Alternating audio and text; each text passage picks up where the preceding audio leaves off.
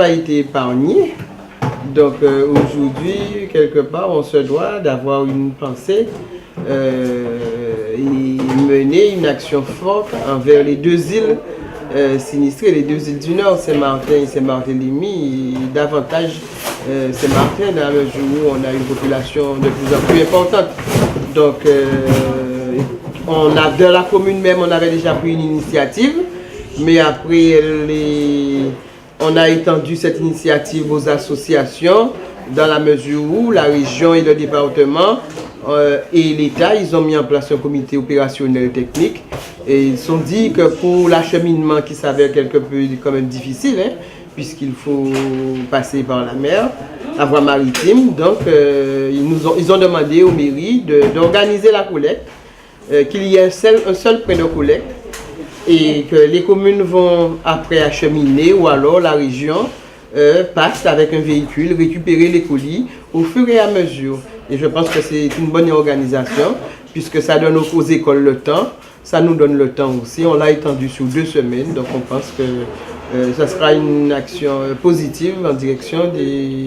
des sinistrés des îles du Nord. Le jeu, hein, vous savez, comme on a l'habitude de dire, hein, c'est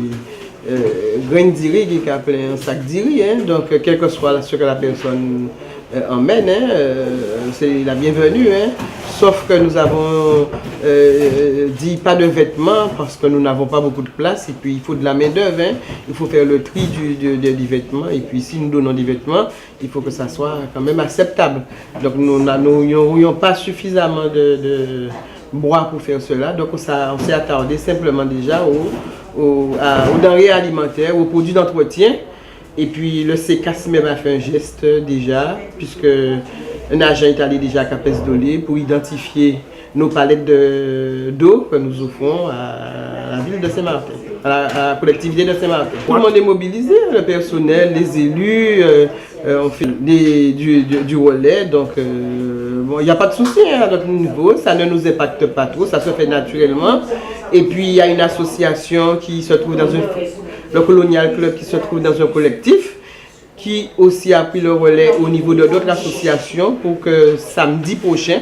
le 22, qu'il y ait une petite manifestation en direction des sinistrés et que les gens passeront encore. Et je crois que ça sera le dernier point le dernier jour de collecte. Mais enfin, quand je dis le dernier jour de collecte, de la manière dont ça se fait, parce que je crois que Saint-Martin aura besoin vraiment d'un bon coup de pouce jusqu'au mois de décembre pour leur permettre de se relever et puis de commencer à reconstruire leur île.